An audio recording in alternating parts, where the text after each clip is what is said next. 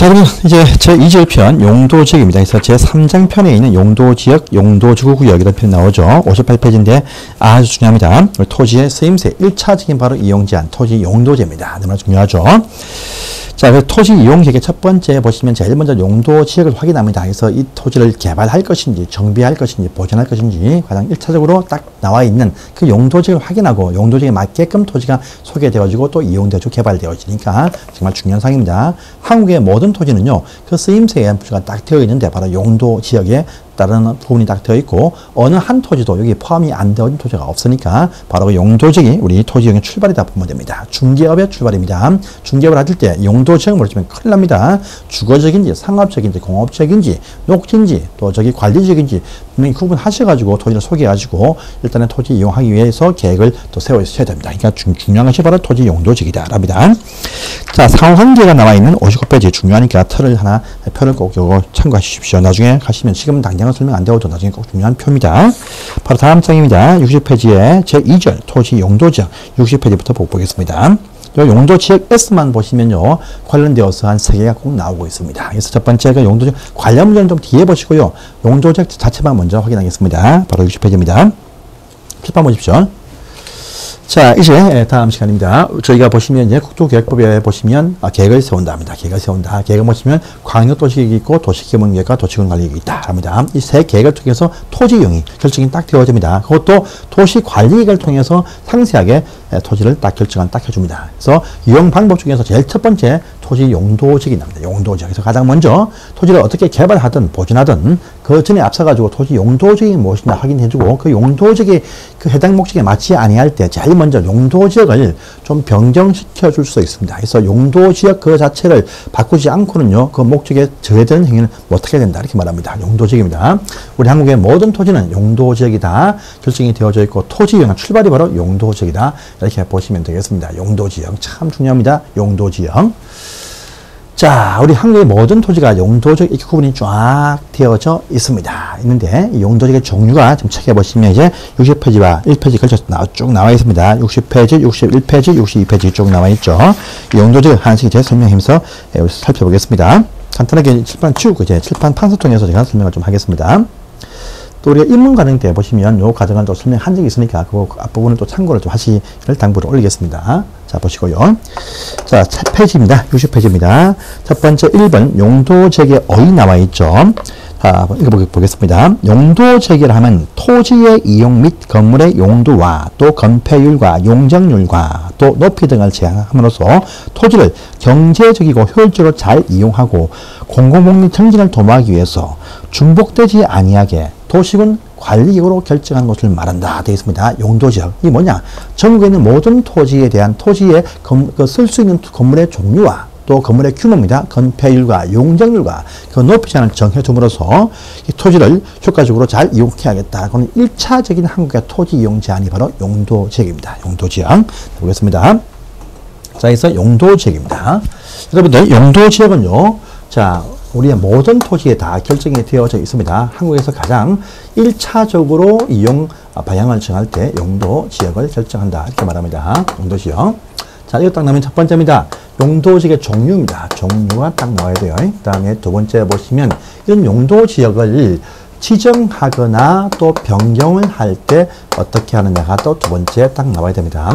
세 번째 보시면요, 용도지역이 딱 정해지면 어떠한 효과가 발생하느냐 딱 나옵니다. 그래서 용도지역 딱 나면 그 종류 구분이라고 부릅니다. 구분. 어떤 것이 구분되어져 있느냐, 어떤 것이 있느냐 이거고요. 이 용도지역을 정하거나 바꿀 때의 절차가 무엇이냐, 정해지면 효과가 무엇이냐 이렇게 구분을 딱 해야 됩니다. 자, 우리 용도지역은요, 전국에 있는 모든 토지입니다. 전국에 있는 모든 토지에 다 용도지역이 결정이 되어져 있고요. 어떤 경우든 간에 절대 중복 결정은 되지 않게 되어져 있다. 특징이 있습니다. 또 우리 한국 토지의 가장 1차적인 토지의 이용 제한이다. 이렇게 보시면 되겠습니다. 그런 중요한 토지 종류의 구분이 딱 되어 있습니다. 구분. 종류가 보면 첫 번째 책에 딱 나와 있어요. 크게 보시면 이미 다 하긴 했지만, 크게 우리 한국은요, 우리 국토계획법에서, 지금 배우고 있는 국토계획법에서 그 종류를요, 크게 4가지로 종류를 딱 구분을 해주고 있다라고 합니다. 해서 보니까, 첫 번째입니다. 우리가 다 배운 사안입니다. 첫째 보시면 도시지역이 있다라고 합니다. 첫 번째 종류. 두 번째 보시면요. 관리지역도 있다라고 합니다. 관리지역. 세 번째 보시면 농림지역이 있다. 딱 합니다. 농림지역. 또 네 번째 보시면 자연환경 보존하자. 자연환경을 보존한다. 자연환경의 보전지역도 있다라고 이렇게 얘기를 하고 있습니다. 그래서 크게 보시면 도관농자, 도관농자로 큰 4대 구분이 되어져 있습니다. 그래서 찾아보십시오. 자, 우리 도시지역이 무엇이냐? 관로 1 보시면 딱 나와 있죠. 인구와 산업이 밀집이 되어져 있거나 밀집이 예상됨으로써 그 당해 지역을 잘 체계적으로 개발, 정비, 관리, 보존 등에 필요한 지역으로서 다음의 항목으로 구분이 된다. 딱 되어 있습니다. 그래서 도시의 특징은요, 현재 인구와 산업이 많이 밀집이 되어져 있거나 또는요, 밀집이 될 걸로 예상이 되는 장소가 도시이다. 이렇게 부릅니다. 인구와 산업, 건물들이 많이 있거나 많아질 것으로 예상이 될 때 그 지역이 도시지역 이렇게 말합니다. 첫 번째 나와 있어요. 그 다음에 자, 여러분들 오른편에 가십니다. 먼저 큰 것부터 설명할게요. 오른편에 가운데 보시면 관로 2번에 관리지역 나오죠. 관리지역 보십니다. 자, 보니까 그 박스 위에 보니까 관리지역, 도시지역의 인구와 산업을 수용하기 위해서 도시에 준해서 체계적으로 관리하거나 농림업의 진흥과 자연환경 등의 보존을 위해서 농림지역과 자연환경 보전지역에 준하여 관리가 필요한 지역이다 되어 있습니다. 그래서 이 장소는요, 여기 도시지역도 아니고 농림도 아니고 자연보존도 아닙니다. 그 사이에 딱 끼어가지고 요 완충지대 역할인데 이쪽으로 이쪽 성격도 가지고 있고 여기 농림과 자연보존지역 다 성격을 다 가지고 있습니다. 그래서 이쪽에 어떤 지역의 특성도 일부 포함되어 있고 농림과 자연보존도 포함이 되어 있습니다. 그래서 도시 쪽에 편중된 도시 쪽에 붙어 있는 곳들은요, 우리가 부를 때 계획관리 이렇게 부릅니다. 계획관리 해서 도시에 준해서 도시의 인구가 튀어져 나올 때 받아주기 위해서 준비하는 곳이 바로 계획관리다. 이렇게 말합니다. 그래서 이 지역은요, 도시에 준해서 관리하니까 앞으로 도시처럼 개발될 수 있는 곳이 바로 계획관리다. 이렇게 말합니다. 그 다음에 또 두 번째, 농림입니다. 농림은요, 농림은 농사 짓고 있나 산이 있는 곳인데 지금 당장 농림지역처럼 활용은 안 되지만 여기에 준해서 관리한다. 해서 생산관리 봅니다.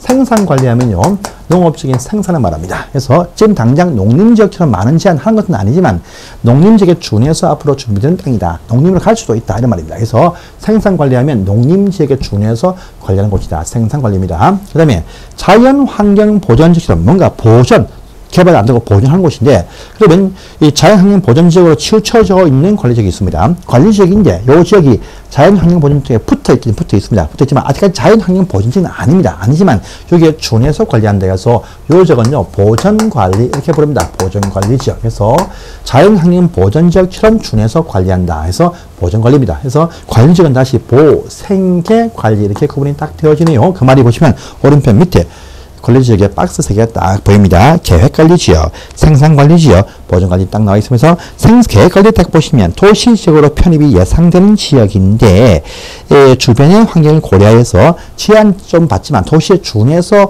앞으로 약간 제한 받지만 개발은 할 수 있다. 하지만요, 도시지역이 될 때까지는 약간 제한을 받게 됩니다. 당내 도시가 될 곳이다. 이렇게 보면 됩니다. 그래서 큰 사업을 할 때는요, 계획관리죠. 시골 농촌에서 할 때는 계획관리를 가운데 끼우고 이게 확대해서 큰 개발을 하게 된다. 특징이 있으니까 참 좋은 땅입니다. 그 다음에 생산관리 보세요. 농업, 임업업 등 어떤 1차적인 생산을 위해서 관리가 필요하나 주변의 용도지역 때문에 지금 당장 농림지역으로 결정하기가 곤란한 지역이 바로 생산관리다. 이렇게 말합니다. 다음에 또 보전관리는 자연환경 등 보전이 필요하나 지금 당장 자연환경 보전지역으로 결정하기가 곤란하여서 이게 준해서 관리만 할 뿐이다. 이런 의미가 포함되어 있죠. 그래서 보전관리입니다. 그래서 보생계관리지역 이렇게 구분이 딱 되어 있다고 확인하십니다. 다음 제일 밑에 보세요. 농림지역 보이면 농림지역. 요 지역은 뭐냐 하니까요. 자, 우리가 도시지역 안에도 농가 산이 있습니다. 관리지역 대부분 농가 산입니다. 또요, 자연보전지역 대부분 산입니다. 산이기 때문에 요 도시지역이 아닌 곳에 있는 농가 산들이 다 농림이냐? 그건 아니에요. 농지 중에서요, 절대 농지라 부르는 농업진흥지역이 있습니다. 농업진흥지역. 또 상대농지는 뭐냐? 농업진흥지역 말고 있는 농지가 상대농지인데, 바로 절대 농지라 부르는 농업진흥지역. 농업진흥지역으로 포함이 되어져 있는 농지가 여기 포함이 딱 되어집니다. 또 산들 중에서 산 보시면 보전산지가 있고 준보전산지입니다. 보전산지와 준보전산지가 있는데 산들 중에서도 보전산지 갖고 결정이 되어져 있는 이런 산들만이 농림에 포함이 된다 이렇게 말합니다. 그래서 농림지역하면 도시지역 말고 있는 농가 산들 가운데에서 농업지형지역과 보전산지들로서 농림이 구성이 되어 있다 이렇게 봅니다. 주로 농사짓고 있냐 산림 육성을 위해서 필요한 곳이다 이렇게 보면 돼요. 그 다음에 자연환경 보존지역 뭐냐? 요 장소 잘 보십시오. 요 장소는요. 그 밑에 다음 페이지에 나와 있습니다. 62페이지입니다.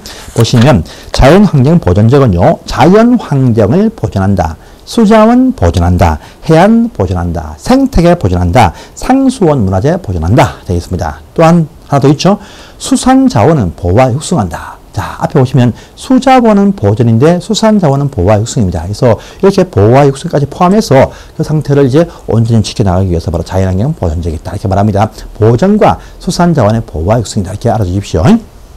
그래서 이렇게 도간농지로 구분이 딱 되어 있다고 합니다. 이렇게 해서 구분 상을 파악하시고요. 요건 제가 지우겠습니다. 요것도 지우겠습니다. 다시 앞에 넘어오십니다. 넘어오시면, 자, 우리 60페이지입니다. 도시지역도 다시 또 토지의 쓰임새로 또 구분이 되어진다고 합니다. 사람과 인구가 집중이 되어져 있는데 어떤 식의 집중이냐 보니까 주택 중심으로 모여있더라 해서 다시 주거지역으로 또 구분이 되어집니다. 주거지역. 주택 중심의 주거의 안녕과 평안을 위해서 주택 중심의 형성이 되어진 곳이 바로 주거지역입니다. 다음에 상업지역입니다. 상업지역. 상업 기능의 효율화와 상가의 어떤 편의, 상업 기능의 정진을 위해서입니다. 상업지역도요, 상가 건물도 업무용 빌딩도 많이 한 곳에 모여 있어야 서로 편리해집니다. 그래서 모으기 위해서 상업지역이다 합니다.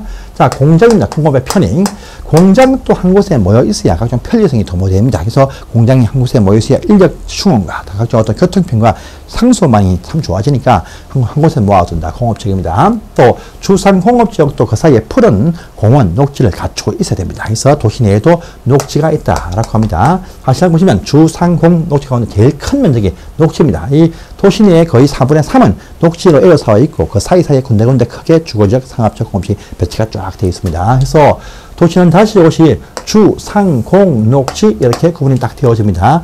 도시는 다시 주거지역, 상업지역, 공업지역, 녹지 이렇게 구분이 딱 되어집니다. 자, 여러분 또다시 구분되어지네요. 보시면 다시 우리 대통령령에서 여기까지는요. 국토계획법에 있는 용도지역 분류입니다. 다시 대통령령에서 보시면 여기 있는 주상공록지 도시 내에도 또 세분을 하고 있다고 합니다. 그래서 보니까요. 주거지역. 자, 보시면 다시 진짜로 조용하고 조용한 아주 살기 좋은 양호한 주거지역 전형은 주고 있습니다. 진짜 조용한 주거지역. 아침에 눈을 뜨면 새소리가 쫙 들립니다. 정말 조용한 곳입니다. 건물이 많은 주택인데 불구하고 새소리가 확 들립니다. 정말 조용한 곳이겠죠. 바로 전형 주거입니다. 아주 양호한 주거지역 되어 있습니다. 양호한. 다음에 여러분들 양호하면 참 좋겠지만 저같이 젊은 분들은요. 이곳에서 살기 힘듭니다. 왜? 너무나 불편해요. 왜? 집을 딱 나오면 볼거리가 없습니다. 집을 딱 나왔을 때, 오후에, 밤에, 또 휴일날, 주말에, 나왔을 때, 좀 금방에, 먹거리 장터도 있고요. 또 놀거리 있으면 참 좋습니다. 근데 상업지역도 아니고, 주거지역 근처도 좀 놀거리가 좀 필요합니다. 필요해. 바로 그것이 어디냐? 일반 주거입니다. 이쪽은 나오면 놀거리가 없습니다. 그럼 나오면 놀거리가 있다. 뭐냐? 일반 주거지역입니다. 일반 주거지역. 자, 나오니까 각종 횟집, 갈비집이 쫙 같이 붙어 있습니다. 편리한 곳입니다. 그래서 편리하다, 일반 주거지역입니다. 양호하다, 전용 주거, 편리하다, 일반 주거지역 이렇게 됩니다. 양호하다. 바로 전용 주거지역. 아주 편리하다, 일반 주거 이렇게 구분이 딱 되어집니다. 자, 그런데 편리성을 넘어가지고요, 상업지역에 준해서 보입니다. 뭐냐? 준주거지역. 이렇게 부릅니다. 준주거지역. 이거 편리함을 넘어서 상업 기능이 많이 보완되어 있다. 상업지역처럼 보인다. 이겁니다. 주택과 상가 빌딩이 섞여 있습니다. 바로 준주거지역입니다. 또 구분됩니다. 보세요. 양호합니다. 근데 전형이 1종이 있고 2종이 있습니다. 일반은요, 1종이 있고 2종, 3종이 있습니다. 이건요, 양호한데, 1종 전형은요, 단독주택 중심의 양호한 주거지역이랍니다. 단독 중심의. 그 다음에 2종은요, 공동주택 중심의 양호한 주거지역, 2종 전용 주거지역입니다. 편리합니다. 편리함이 1, 2, 3종 있네요. 이쪽은 단독 공동인데, 이쪽은요, 청수입니다. 청수, 저청. 저청하면요, 청수가 4층까지입니다. 저층까지의 편리한 주거지역. 빌라촌인데 각종 어떤 뭡니까? 음식점이 쫙 붙어 있습니다. 바로 1종 일반주거, 저청, 4층까지입니다. 4층까지. 그다음에 중청입니다. 중청의 그 조건은요, 지방조례에서 정합니다. 정하지만요, 보통 평균 성수가 18층까지 말합니다. 18층 정도, 14층, 5층 정도 아파트가 쫙 있으면서 먹자고 하는 게 쫙 붙어 있습니다. 뭐냐? 2종 일반주거입니다. 한국에서 제일 많은 곳이 바로 2종 일반주거입니다. 일반주거 요 안에서는요. 그 다음에 3종은 뭐냐? 중고층. 청수 제한이 없어요. 중고층, 28층, 34층, 이런 고층 아파트가 있는 곳이 바로 3종 일반주거다. 이렇게 보시면 되겠습니다. 그래서 전용 1, 2종, 일반 1, 2, 3 이렇게 구분이 딱 되어지고 준주거 있습니다. 전용 양호한데 단독과 공동 분류고 편리한데 저중고층 분류입니다. 그 다음에 상업 지역처럼 많은 것이 보완되어 있다. 바로 준주거 이렇게 구분이 딱 되어집니다. 준 다시 전용 1, 2, 일반 1, 2, 3, 준 이렇게 구분이 딱 되어집니다. 그래서 1, 2, 1, 2, 3, 준 이렇게 부릅니다. 그 다음에 상업지역입니다. 상업지역. 자, 상업의 편익을 위해서다. 함도도 그 도시 안에 보시면요, 제일 큰 상권에 있는 바로 중심 상업지역이 있습니다. 중심 상업지역. 그다음 도시 안에 한 군데 있습니다. 서울 같으면요, 강남 아닙니다. 강남 일반 상업지역입니다. 어디냐? 서울 반 명동 일대가 바로 중심 상업지역. 서울시에 한 군데 딱 있습니다. 영등포도 일반 상업지역입니다. 그래서 바로 중심 상업지역이 도시의 도심권이라 부르는 가장 메인 상권인 것이 바로 중심 상업지역입니다. 그러면 서울에서는 뭐 강남이나 영등포, 건대합 뭐겠습니까? 바로 일반 상업지역, 일반 상업지역에서 요 장소는요, 일반적인 상권이 크게 있는 곳이 바로 일반 상업지역이다. 이렇게 보면 됩니다. 이쪽은 도심, 이쪽은 부도심 이렇게 보면 돼요. 그 다음에 여러분들 유통상업지역 있어요. 유통상업지역. 이게 뭐냐? 유통망 중심의 상업지역이다. 이건요, 소매가 아니고 도매냐, 도매. 여러분들 지역의 소매상들이 밤에 와서요, 새벽에 와서 물건 떼가서 밤에 오후 일가 중에 물건 팝니다. 그래서 소매상들이 새벽에 와서 물건 떼간다. 새벽 장사하는 곳입니다. 어디겠습니까? 동대문시장, 또요, 각종 새벽시장, 청가문시장, 어사문시장, 여기 다 여기 포함됩니다. 상업지역. 새벽 장사하는 곳입니다. 새벽 장사하는 곳입니다. 그래서 요 새벽에 일을 하니까 요 지역 안에서는요, 주택은 설치를 못하게 제한받기도 한다. 이렇게 말합니다. 자, 다음에 여러분들, 걸린상업지역은 걸린. 우리가 생산하면요, 농업적인 생산을 말합니다. 근데 우리가 걸린하면 주택가 근처에 인접해 있다는 말입니다. 주거지역 근처에 인접해 있는 규모 큰 상업지역, 바로 걸린상업지역이 됩니다. 주거지역 근처에 인접해 있는 규모 큰 상업지역, 걸린상업지역이라고 부릅니다. 걸린상업지역. 그럼 이제 여러분들, 바로 여기 보시면 준주거였죠? 준주거도 주택 중심인데 상업지역이 보완되어 있다. 이쪽은요, 주거지역 근처에 있는 상업지역이다. 비슷해 보입니다. 차이점이 딱 하나 있습니다, 여러분들. 상업지역은요, 우리 한국에서 숙박시설, 위락시설 설치가 허용되어 있는 상업지역입니다. 그러니까 위락숙박, 뭡니까? 모텔, MNNR, 뭡니까? M, 모텔, N, 나이트클럽, 또 뭡니까? R, 룸살롱이 여기 있습니다. 여기는 있으면 안 돼요. 그래서 상업기능처럼 되어진 큰 건물이 많이 있는데, 아파트가 섞여 있는데, 그 장 딱 보니까요, 모텔이 보인다, 걸린 상업지역. 안 보인다, 준주거. 그래서 모텔 가지고 있다, 없다 차이점 이렇게 구분하시면 딱 맞습니다. 당연히 룸살롱 여기도 없습니다. 있습니다. 그래서 어떤 위험지점이 있다, 없다, 또 모텔 있다, 없다 차이점에 걸린과 준주거 구분이 딱 되면 됩니다. 실제. 다시 공업적입니다. 공업적 보시면 전용 공업적이 나오죠. 전용. 또 보시면 일반 공업적이 나옵니다. 일반 공업적. 그 다음에 준공업적이 나옵니다. 공장도 한 곳에 뭐야? 편리가 좋아집니다. 근데 공장이 뭐 있는데, 전용은 뭐냐? 중화공업. 거대한 큰 공업과 중화학, 공해가 나오는 공업들 한 곳에 모아둔다. 큰 규모의 중화학 단지하고요, 공해 나온다. 한쪽에 저 멀리 모아둡니다. 바로 전용공업적입니다. 일반 공업적은 뭐냐 하면요, 공해가 나오지 아니하는, 환경을 저해하지 아니하는 공장이 많다. 그래서 바로 일반 공업적 나와 있어요. 환경을 저해하지 않는다. 이렇게 말합니다. 자, 준공업적은 보시면 작은 규모의 경공장과 주거 기능과 상업 기능이 다 보완되어 있습니다. 그래서 업무와 업무 기능과 상업 기능과 주거 기능이 다 섞여 있다. 준공업적입니다. 서울 가시면요, 영등포 일대입니다. 다 준공업적이다. 준공업적. 영등포 시가지 바로 벗어나서 인근에 참 많죠. 물레동 일대 보시면 전부 다 준공업적. 주택도 있고요, 공장이 있고요, 업무용 빌딩이 있고, 펜스타운이 있고, 섞여 있습니다. 학교도 있어요. 이것이 바로 준공업적이다. 하지만 활용가치가 참 높습니다. 높아요. 활용가치가 참 높은 것이 바로 준공업적이다. 보시면 됩니다. 그래서 공업지역, 전 1준 공업지역 구분이 딱 되어집니다. 녹지입니다. 녹지. 보시면 도시에서의 녹지다. 절대적으로 도시의 환경 보호를 위해서 보존하자. 보존 녹지다. 보존 녹지. 도시 안에 산들, 남산입니다. 개발 안 됩니다. 다 보존 녹지입니다. 그래서 도시 내에도 절대 도시 환경 보호를 위해서 끝까지 보호를 하자. 바로 보존 녹지 보면 됩니다. 그 다음에 여러분들 도심지 바로 벗어나서 논이 많이 보입니다. 논이 보여요. 생산 녹지입니다. 이거는 농업적인 생산을 위해서 개발을 유보했다랍니다. 책에 잘 나와 있어요. 파란색만 쫙 꺼지면 보십시오. 파란색만 보시면 제가 설명한 게 파란색입니다. 농업적인 생산을 위해서 개발을 유보했다. 이건요. 유보란 말 참 좋은 말입니다. 유보. 언젠가는 된다는 말입니다. 된다. 개발될 것인데 개발될 때까지 그 땅은 비워주고 농사 짓고 빈하우스만 지어라. 그래서 도심권 바로 안에 옆에 보시면요. 빈하우스가 많이 보입니다. 바로 생산 녹지다 보면 됩니다. 도심권 사이에 보시면 푸른 농촌이 있다. 다 생산 녹지다 보시면 됩니다. 그래서 어떤 개발을 할 수 있을 때까지 농사만 짓게 하겠다. 농업적인 생산을 위해서 개발을 유보했다. 거꾸로 바꾸시면 개발을 할 수 있을 때까지 농사만 짓게 하겠다. 바로 생산 녹지다 보시면 됩니다. 그 다음에 자연 녹지 참 좋은 땅이죠. 이 땅은 뭐냐? 자연스러운 녹지다가 아니고 자연스럽게 주상공업지로 가기 위한 예비되어진 도시 내의 예비 후보지인데 주상공업지가 많지는 아니어도 여기에 준해서 약간 제한받지만 개발을 하게 해준다 이렇게 말합니다. 그래서 여기 자연녹지를 보시면 개발 약간씩 제한받지만 할 수 있다. 그래서 자연녹지하고요 계획관리 요 두 장소는 말입니다. 약간 제한받지만 개발을 할 수 있는 특징을 가지고 있는 보전받는 곳이다. 이렇게 보면 됩니다. 그래서 우리가 녹지부터입니다. 녹지부터 이하 관농자 시골 농촌을 가지고 우리가 보통 농촌지 이렇게 부릅니다. 그래서 녹지부터 관농자 지역은요 보통의 좀 보전받는 제한받는 그런 곳인데 이쪽은 됩니다. 녹지부터 요 관농자 시골 농촌은요 보통 청수도 4층까지밖에 건물을 못 짓는 제한이 발생한다 이렇게 말합니다. 그래서 녹지부터 관농자 지역은 청수가 4층까지 건물 높이 제한받는다 이렇게 말합니다. 그래서 전국의 모든 토지는요, 21가지입니다. 크게 4가지가 있고요. 4가지가 있고, 다시 중분류까지 해서 9가지가 있고요. 또 21개로 세분이 되어 있다. 이렇게 말합니다. 요까지가 국토계획법에 있는 용도지역 구분이고요. 그 다음에 이쪽이 바로 대통령령에 있는 용도지역 세분상이다. 이렇게 말합니다. 그래서 요 틀입니다. 도간농자. 관리는 보생계. 도시는 주상공녹지. 주구는 전일준. 상업지역 중일유건, 공업지역 전일준, 녹지 보생자 합니다.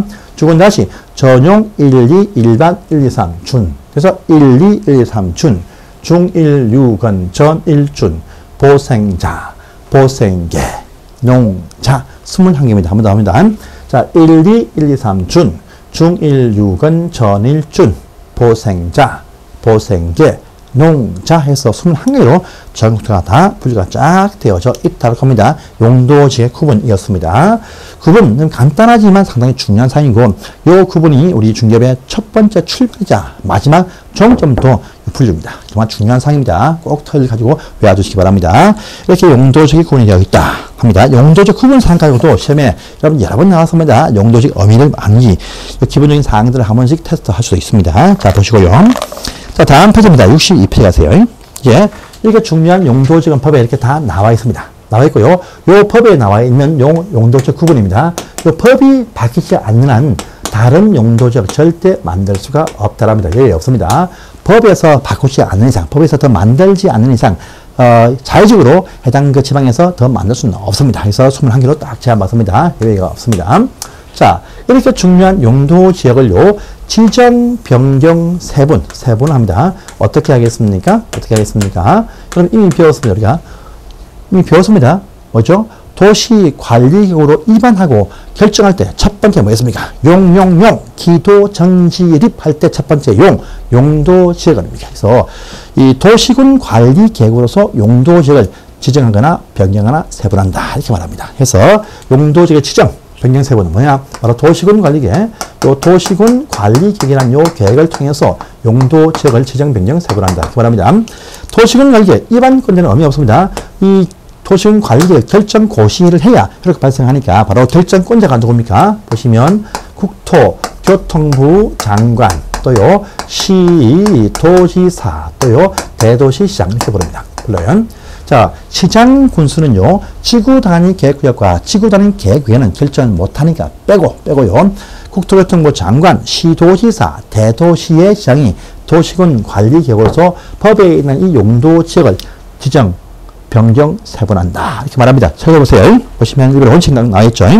용도 지역의 지정, 변경 또는 세분은 국토교통부 장관, 시도지사 또는 대도시의 시장이 도시군 관리 계획으로 결정한다 하는 문장이 바로 이겁니다. 그래서 시장 우선은 결정 못하니까 빼고 국장과 시도대가 결정한다. 도시군 관리 계획 이렇게 말합니다. 그래서 일본의 원칙이 중요합니다. 별표 따가세요. 참 중요한 사항입니다. 그래서 국토교통부 장관과 시도지사, 대도시의 시장이 도시군 관리기구로 용도지역을 지정, 변경, 세분한다. 이렇게 말을 합니다. 자, 효과는 자, 다음 주에 보겠습니다. 보시고요. 자, 그 다음에 요 지정, 변경, 세분하는데 보시면 종류에는 예외가 없었습니다. 없었어요. 그런데 용도지역의 지정, 변경할 때 절차에서 요 도시군 관리기구로 하지 아니할 수 있는 예외가 있습니다. 그래서 이 용도 지역의 지정, 변경, 세분하는 절차를 도시군 관리로 결정 안 해도 되는 경우가 있고 이것이 참 중요합니다. 참 중요합니다. 시험에 늘상 나오는 파트입니다. 그래서 여러분들은 자, 여기입니다. 용도의 지정, 변경에 의해서의 두 번째 지정의 특례 별표 3개 하세요. 그래서 62페이지입니다. 지정의 특례 정말 중요하고 별표에서 별표 3개 하시고 꼭 시험에 나오는 사항입니다. 자, 첫 번째 특례입니다. 보시면 첫 번째 1번 나옵니다. 공유 수면 바다입니다. 바다. 공유 수면 바다는요 토지 용도 없습니다. 바다는 토지가 아니에요. 그래서 용도가 없어요. 바다는 바다입니다. 이제 바다를요 매립했습니다. 매립. 자, 바다를 매립했습니다. 그러면 땅으로 바뀌었습니다. 그래서 여러분들 바다를 매립하면 그 토지로 바뀌어요. 그럼 토지로 바뀌었으니까 그 장소는 이제 어떤 토지 용도에 포함을 할 것이냐입니다. 바로 수면을 매립한 요 매립지의 특례가 딱 나온다랍니다. 나와요. 중요한 사항입니다. 이거 참 잘 나옵니다. 여러분들 수면을요 매립할 때는 반드시 마음대로 합니까? 큰일 납니다. 반드시 매립 허가를 받습니다. 목적이 꼭 필요합니다. 그래서 매립할 때는 반드시 매립할 때는요 우리 이거 매립 목적이 반드시 있어야 됩니다. 있어야 됩니다. 그런데 요 목적과 바로 그 인근 토지입니다. 인근 토지를 비교한다랍니다. 인근 토지 비교해요. 자, 이겁니다. 바다를 이렇게 흙을 부어서 메꾸었습니다.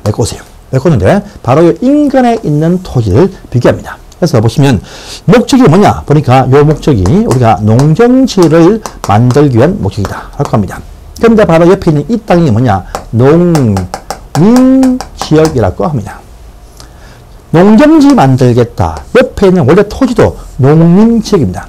같은 목적입니다. 이와 같이 인근지역과 비교해봅니다. 비교를 딱 해가지고요. 첫 번째 같은 목적입니다. 목적이면요. 바로 이것이 특례입니다. 그러면요. 원래 보세요.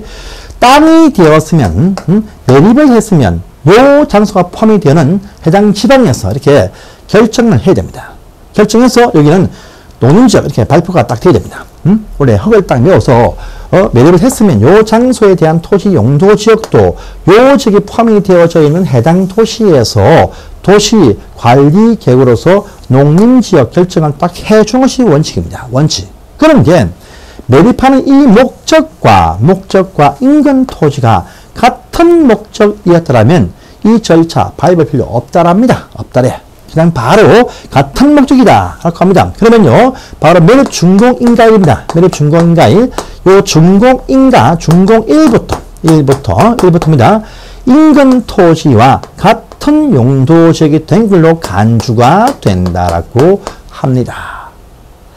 매립한 이 목적이 농림지역 만들 목적이었고 인근 토지도 농림지역이다. 그러면요 따로 절차 밟을 필요 없이 바로 그 매립 공사 끝나고 매립 준공 인가 1부터 이 토지도 농림지역이 되었다. 이렇게 간주가 된다라고 하는 것입니다.